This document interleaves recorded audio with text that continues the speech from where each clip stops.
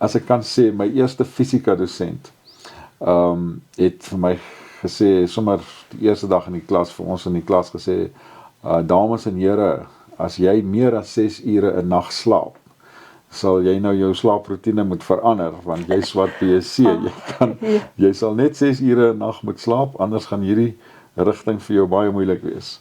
Weet jy van wetenskap? Dis atome wat skud en draai. Weet jy van wetenskap? Van sterre tot jou slim voorstel. Weet jy van wetenskap? Van selle tot die wolke boe. Weet jy van wetenskap? Let's go! Welkom terug by Weet jy van wetenskap? Haridas, dames en here, ons het soos altyd vir julle 'n baie spesiale episode. So ek wil gou aan julle my nuwe gas voorstel, Prof Ernie Langner. Ja. Sal Prof 'n bietjie vir ons van Prof self vertel? Anien, ja, ek was, toe ek my loopbaan begin het, was ek eers 'n onderwyser, skynheid, wiskunde, GSO vir 8 jaar, en toe besluit ek, ek is lus vir iets meer opwindends. Ek doen 'n meestersgraad in chemie by die universiteit, en wel, die gogga het my toe gebyt. Ek is nog steeds eintlik 'n onderwyser, maar ek begin toe werk as 'n dosent by die universiteit, en ek is nou al amper 'n kwart eeu, ek is nou al 'n kwart eeu by die universiteit, en chemie bly nog steeds my passie in die lewe. En ek is regtig opgewonde ook oor die navorsing wat ek doen. Ons gaan net nou daaroor praat en so aan. So baie dankie dat jy my uitgenooi het hiernatoe. Ag, dis 'n groot plesier om Prof hier te hê.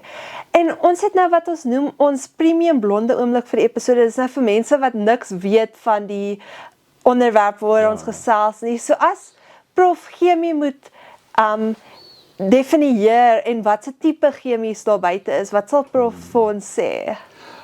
Wel, chemie is eintlik die vraag, waaruit bestaan alles wat ons kan sien, voel, hoor, sien, ruik, en so chemie behels die materiale en die stowwe rondom ons, die fisiese goed wat ons aan kan vat en voel en ruik en so, en waaruit hulle opgebou is.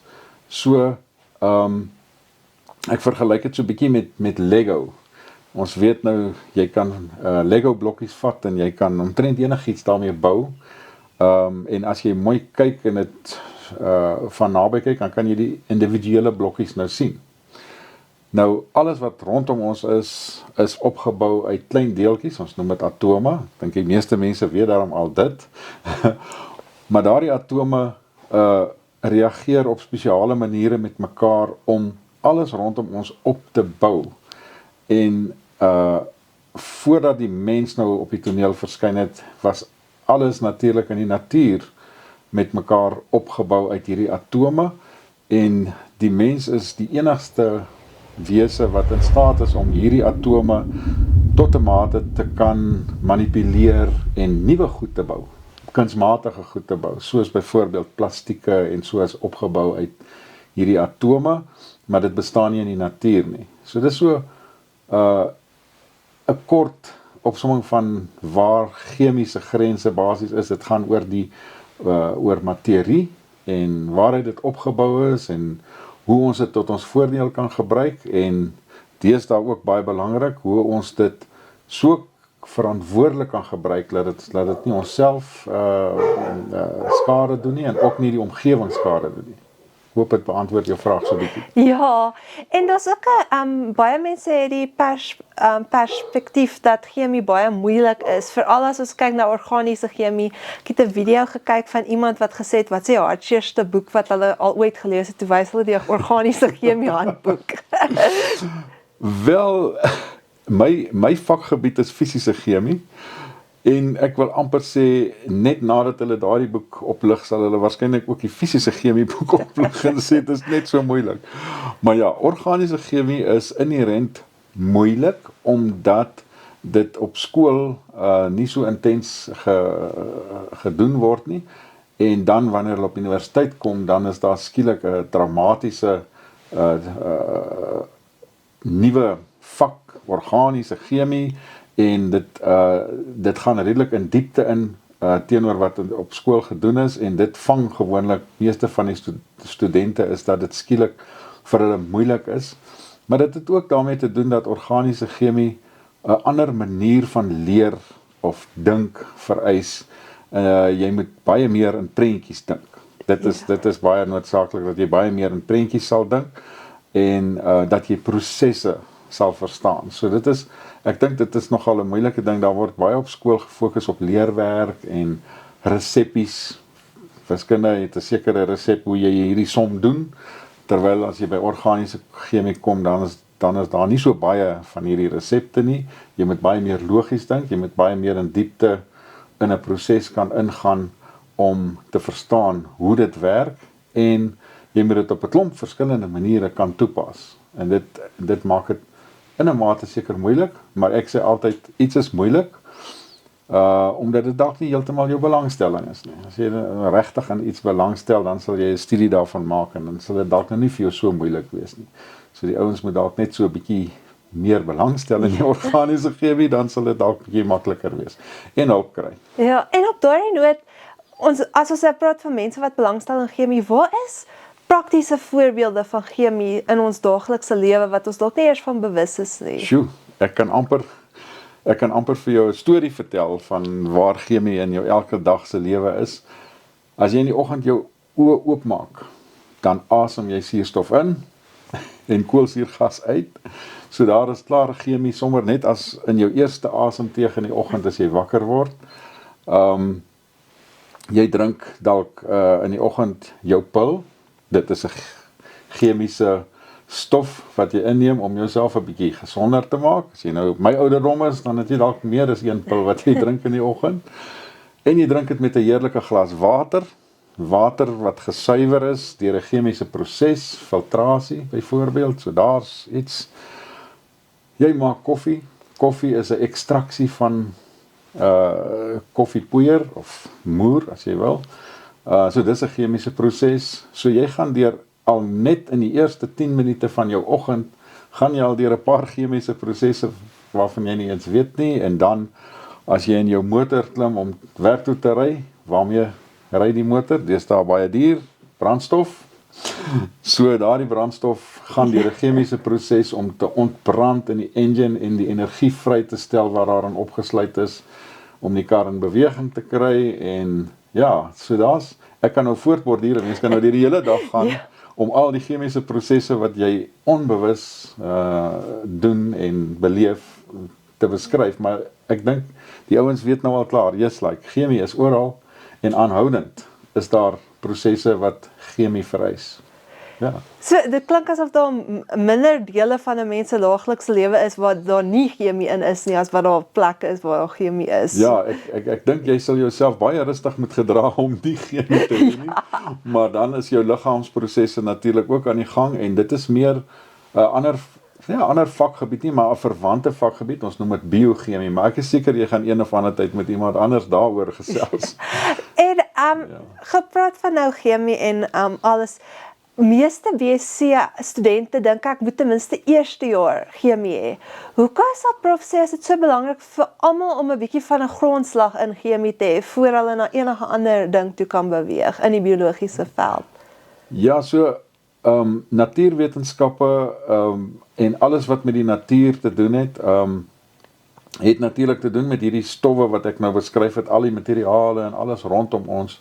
So wat jy ook al doen, en watter vakgebied jy jou ook al begewe in die natuurwetenskap rigtings, selfs in die bouwetenskappe of in die landbouwetenskappe, lê chemie aan die grondslag daarvan. Chemie en waarskynlik nou fisika ook, en groot deel wiskunde ook, maar chemie is een van hierdie basiese vakke wat jou leer om dit wat jy doen in diepte te kan verstaan. Reg? Soos as jy nou 'n dokter is en jy wil vir 'n pasiënt 'n inspuiting gee, dan omdat jy eerstejaars chemie het, verstaan jy wat is in daai spuit, wat dit aan die pasiënt gaan doen en waar dit vandaan kom. So dit is belangrik dat jy dan chemie sal hê, ten minste op eerstejaars vlak. En nou kom ons gaan 'n bietjie meer gespesialiseerd. Een van Prof se werke wat Prof doen is met nanodeeltjies. Hoe sal Prof dit verduidelik vir iemand wat niks nou daarvan weet nie? Sjoe, ja, dis nou 'n moeilike een. Want nanodeeltjies is ongelooflike klein verdelings van normale stowwe. Soos jy kan nou byvoorbeeld iets vat soos tafelsout. Ons almal ken tafelsout of suiker. Suiker kom in korreltjies en tafelsout kom ook in klein korreltjies, maar jy kan die korreltjies sien. Goed. So ons praat nou daarvan as stofdeeltjies. En nou die fynste stof wat jy aan kan dink is nou sê maar babapoeier.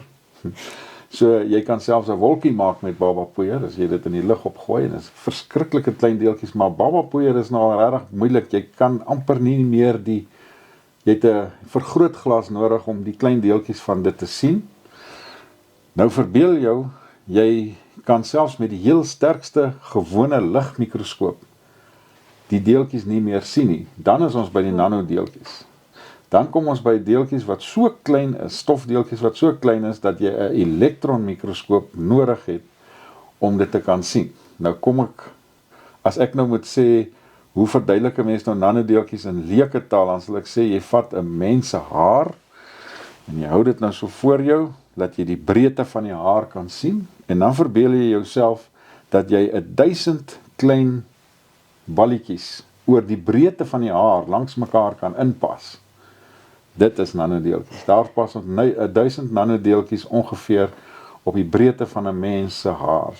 So dit is geweldig klein, en omdat hulle dan so klein is, doen hulle ook spesiale goed. So dit gaan jy waarskynlik vir my nog vra. En wat was die ding wat Prof of enigiemand wat met nanodeeltjies iets te doen het, wat verbaas mense die meeste van hulle?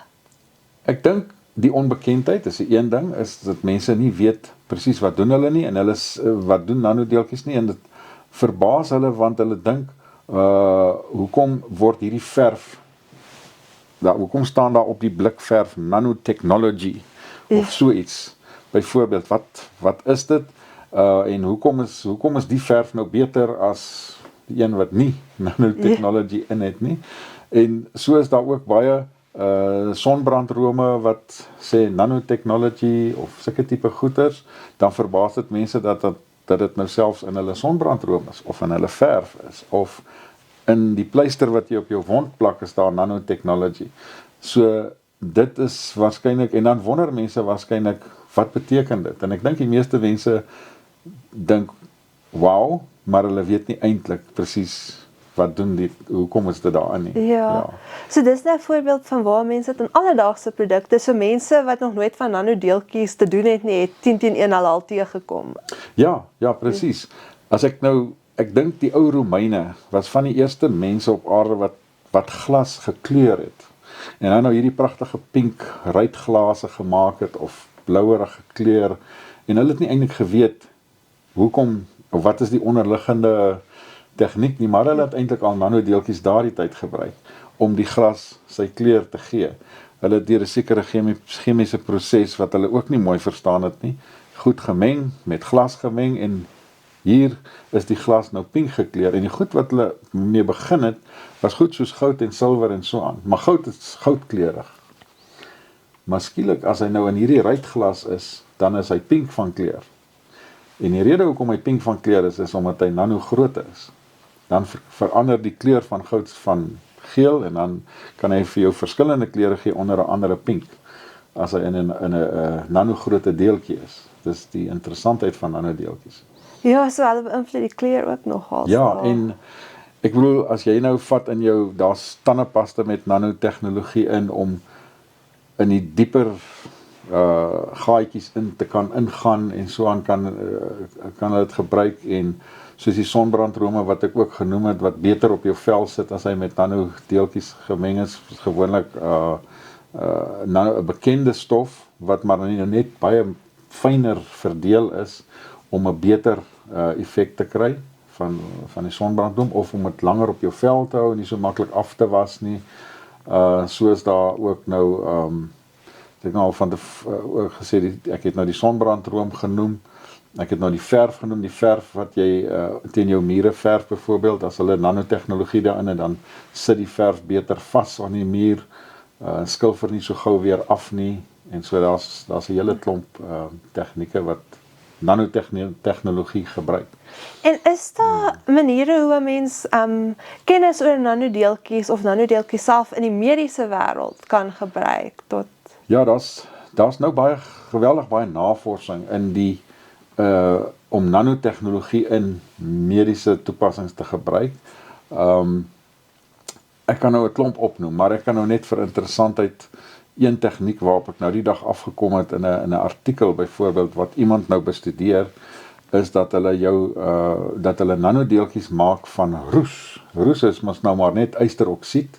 Yes. Maar ons weet roes is magneties, want hulle het dit alreeds in die ou dae toe ek nog 'n kind was, het ons hierdie kassette gehad met musiek daarop, en die musiek is opgeneem op ysteroksied wat op 'n band vasgesit is. So nou, as hulle dit in nanogrootte maak, dan beteken dit kan in jou selle opgeneem word. Die deeltjies is so klein dat dit deur 'n selmembraan kan beweeg, so dit kan deur selle opgeneem word. Nou verbeel jou dat die nanodeeltjies nou deur kankerselle opgeneem word. Nou sit hy binne in die kankersel. Ja. Hy's magneties.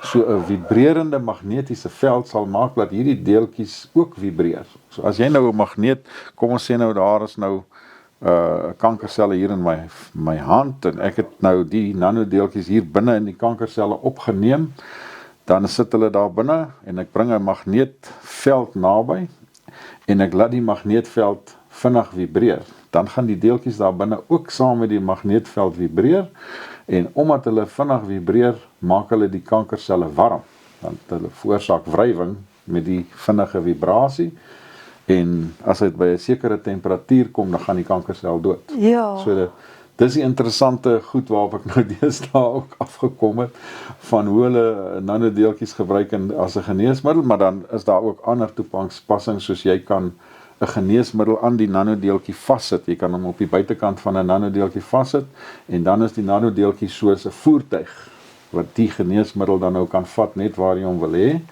want omdat hy dan nou deur selmembrane en kan beweeg, en ons weet ook daar tussen jou brein en jou bloed is daar 'n grens. In Engels noem hulle die blood-brain barrier, en nanodeeltjies van 'n sekere grootte kan ook daardeur beweeg. So jy kan breinsiektes ook behandel met nanotechnologie byvoorbeeld. So ja, in die mediese veld is daar 'n geweldige klomp navorsing wat deesdae gedoen word op nanotechnologie. Ja. En is daar enige risiko's om daarmee te werk? As ons praat van die goeie goed daarvan, is daar risiko's? Jy moet kennis hê van die nanodeeltjies wat jy mee werk. As die materiaal waarvan die nanodeeltjies gemaak word van alreeds toksies is, dan gaan die nanodeeltjies waarskynlik baie meer toksies wees, omdat hulle so fyn verdeeld is. En ons weet uit ons skoolhandboeke, as jy 'n reaksie wil vinniger laat plaasvind, dan moet jy net die deeltjies nog fyner verdeel. En nanodeeltjies is die fynste verdeling wat jy omtrent kan kry. So hulle reageer vinniger as die normale stof. So mens moet bedag wees daarop. En so as die normale stof alreeds giftig is, dan gaan die nanodeeltjies nog meer giftig wees. Byvoorbeeld, maar as die normale stof waarvan dit gemaak is, so sê maar sinkoksied, wat ons in, sê nou maar 'n rome kry, wat ons gebruik, dan sal nanodeeltjies van sinkoksied maar net dieselfde onskadelik, op dieselfde manier onskadelik wees. So 'n mens moet altyd bedag wees daarop, maar as jy met dit werk as 'n droë stof, sê maar jy het 'n droë stof wat nou nanodeeltjies is, dan is die nanodeeltjies so fyn dat hulle in die lug kan opgaan. Die swaartekrag is nie so goed met hulle nie, laat hulle nie so maklik afsak nie, so hulle kan maklik, as jy verkeerd met hulle werk, kan hulle soos 'n gas in die lug opgaan, en jy kan dit inasem, en jy sal dit nie eens weet nie, want jy kan hulle nie sien nie. So dit hou 'n gevaar wel in, en dit is hoekom, as jy met droë nanodeeltjies sou werk, dan moet jy in 'n gaskas, of 'n dampkas, soos ons dit noem, werk, sodat dit liewer nie in jou, of laat jy dit nie inasem of so nie. Of jy kan met 'n masker opwerk as jy daarmee werk.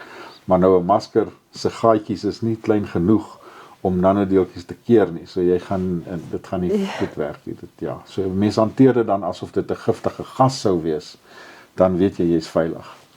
Uitstekend. En nou die ander ding waarin prof spesialiseer is poreuse materiaal. Hoe sal prof dit verduidelik vir iemand wat nou niks weet nie?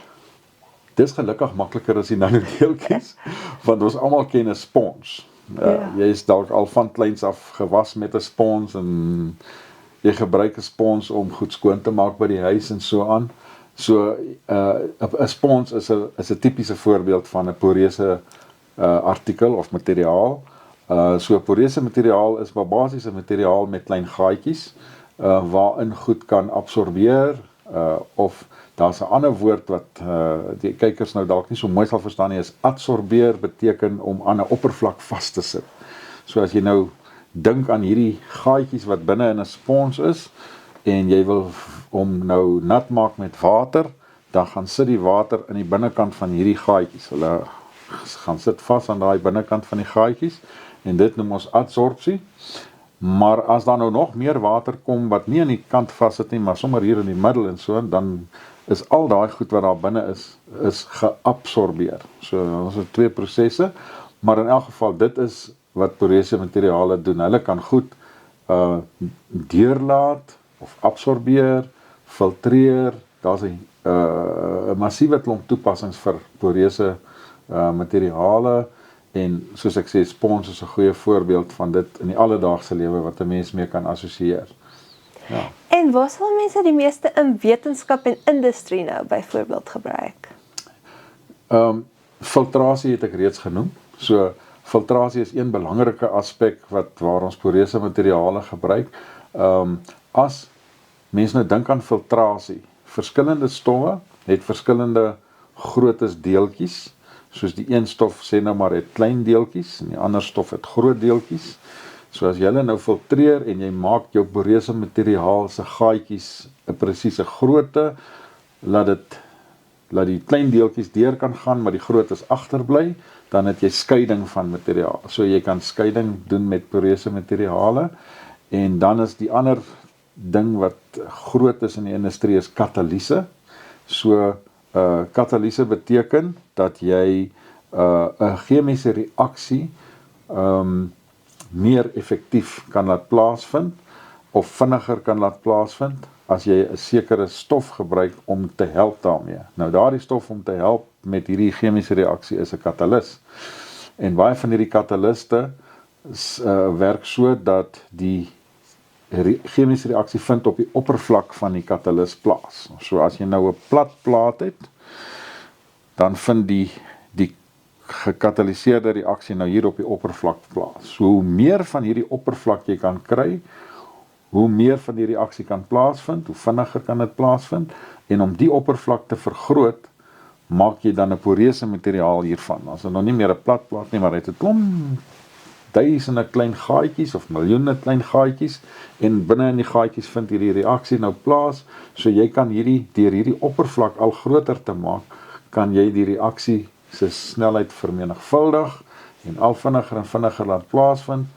So dit is wat hulle in die industrie doen. Dis katalise, filtrasie, en as ons nou maar sommer dink aan iets soos watersuiwering, ons triosmose filter wat baie mense by die huis ook het, dit is 'n poreuse filter wat net watermolekuule deurlaat en al die ander goed keer, byvoorbeeld.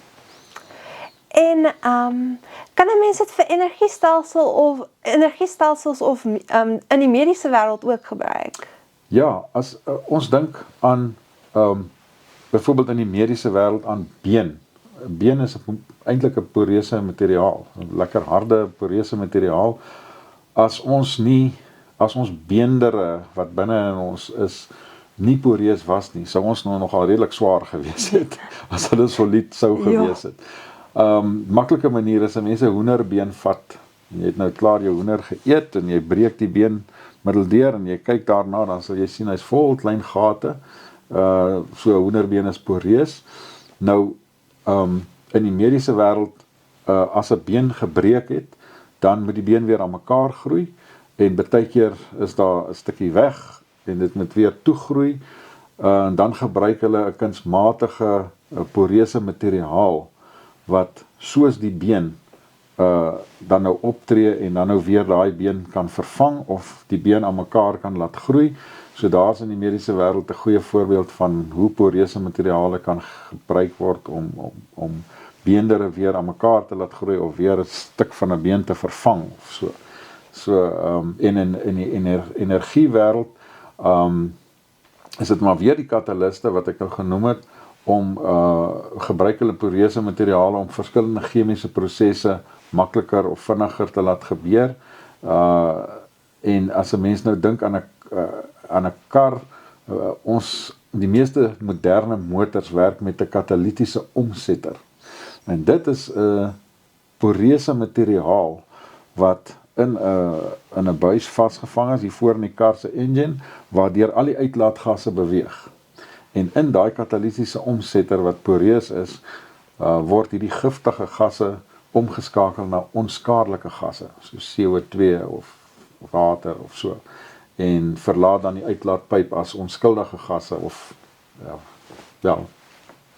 meer vriendelike gasse as wat dit was. Ja. So ek dink almal sê dat die chemie kom in by al hierdie ander velde ook. So dit is, ek dink ons het weer teruggekom by hoekom dit so belangrik is om chemie in te gaan. As prof nou eerste van alles, ek dink die toegangsvereiste as iemand chemie wil swat op universiteit, wiskunde en skynhart. Ja, deesdae is dit nou fisiese wetenskap. Ja, dis die vak wat hulle moet neem en wiskunde. Dis basies die kombinasie van daai twee vakke wat jou dan nou sal help om chemie te kan studeer op universiteit, ja. En enige raad vir mense wat op die oomblik chemie, of dit nou mense is wat eerste jaar chemie moet deurkom, of mense wat 'n regte passie vir chemie het, wat se raad sal prof hulle? Ja, ek gee eers elke jaar maar vir my studente ook die raad, en dit is woon elke klas by, moet geen klasse mis nie, en vra raad, moenie skaam wees om jou dosent of jou onderwyser te pla nie. Mens pla nie 'n onderwyser of 'n dosent as jy 'n vraag het nie. Dis deel van hulle werk om jou te help as jy iets nie verstaan nie. En die derde een is moenie agterraak nie. Moet asseblief nie agterraak nie, want as jy eers agter geraak het, kan jy nie regtig maklik weer bykom met jou leerwerk nie. En probeer so wyd as moontlik lees oor 'n onderwerp. As jy nou sê maar iets wat nou in my veld is, die algemene gaswette mee te doen het. Gaan lees meer daaroor. Vat dit so 'n bietjie wyeer as wat jy nou in die klas geleer het, dan verstaan jy dalk 'n bietjie meer. En berei jou klasse voor. As jy weet wat in die klas hanteer gaan word, lees vooraf op daaroor. Want baie keer verduidelik 'n dosent of 'n onderwyser dit in die klas so vinnig dat jy nie maklik verstaan wat hy gaan sê nie, maar as jy vooraf 'n bietjie voorbereiding gedoen het, dan sal jy dit makliker verstaan. So daar's so 'n paar wenke net om die ouens, maar en jy moet weet as jy BSc swat, BSc rigtings, dit vereis baie tyd van jou. Dit is nie regtig rustige, dis nie 'n rustige vakrigting nie. Maar as ek kan sê, my eerste fisika dosent het vir my gesê, sommer die eerste dag in die klas, vir ons in die klas gesê, dames en here, as jy meer as 6 ure 'n nag slaap, sal jy nou jou slaaproetine moet verander, want jy swat BSc, jy sal net 6 ure 'n nag moet slaap, anders gaan hierdie rigting vir jou baie moeilik wees. So ja, daar's al klare impak op 'n ou se slaaproetine. En interessant, ek slaap nou nog steeds net 6 ure. Ja. Dit is redelik ernstig opgeneem. Ja. Ek dink daar is daarom ook 'n ding waar hulle sê as mense dalk te veel slaap, is dit ook sleg vir 'n mens. Ja. So dit, Maar 'n mens moet daarom genoeg slaap ook kan kry. Dit is baie belangrik, ja. Okay, so pretvraag van die episode. So hier is ons tinfoelie hoed. Ek sal hom mooi versigtig opsit. As sy. Ja. Okay, so nou moet ek vra, van al die elemente op die periodieke tabel, wat is prof se gunsteling en hoekom? Ek dink ongelukkig gaan dit ook nou 'n paar ander ouens se gunsteling element wees, en ek dink die meeste mense sou dit dalk verwag het, en dit is koolstof. want koolstof is die element van lewe. Dit is waarop lewe op aarde gebaseer is en ons kon in al ons 100 jaar van navorsing nog nie 'n ander element identifiseer wat dalk lewe kan produseer of ondersteun soos wat koolstof dit kan doen nie. So koolstof is een van die mees veelsidige elemente wat daar is. Is nou nie in sy, ek wil amper sê in sy normale vorm wat ons hom ken, is hy nou nie eintlik 'n baie mooi element nie, maar hy kom in verskillende forme voor. Ons ken nou al koolstof wat swart is, as 'n kers brand en jy hou 'n papier so entjie bo kan die kers, dan maak hy so 'n swart kol op die papier, dan noem ons dit roet. So dis 'n redelike algemene vorm van koolstof. Maar dan is daar nog 'n vorm van koolstof waarmee ons op 'n papier kan skryf. Sy naam is grafiet. So dis wat binne in 'n potlood is. Hulle het waarskynlik heel in die begin lood in 'n potlood gesit en later het hulle dit geruil met grafiet, maar ons noem dit nog steeds 'n potlood. Eintlik potgrafiet, maar dit sal nou nie so goed op die oor val nie, nê. En dan die mooiste vorm van koolstof is natuurlik diamant. Wat ons nou almal ken in juweliersware en so aan, en diamante kan ook pragtige kleure hê en so aan. So ja, koolstof is 'n baie veelsidige element en in deesdae is daar nou nuwe forme van koolstof wat hulle nou navors, soos grafeen en die wat hulle ook noem die buckyballs en al daai interessante forme van koolstof wat nou deesdae is nagevors word. So koolstof is regtig 'n fascinerende element. Ja, hoop dit antwoord jou vraag. Dit doen nogals. Ek het nou ook 'n baie dieper waardering vir koolstof. Ja. Ja. So baie dankie vir al Prof se tyd. Dit was 'n groot plesier. Ek is so bly jy het my genooi. Dit is gaaf om 'n slag oor 'n mense vakgebied in passie en in Afrikaans te gaan gesels. Ja. Baie dankie Prof. Baie dankie. Weet jy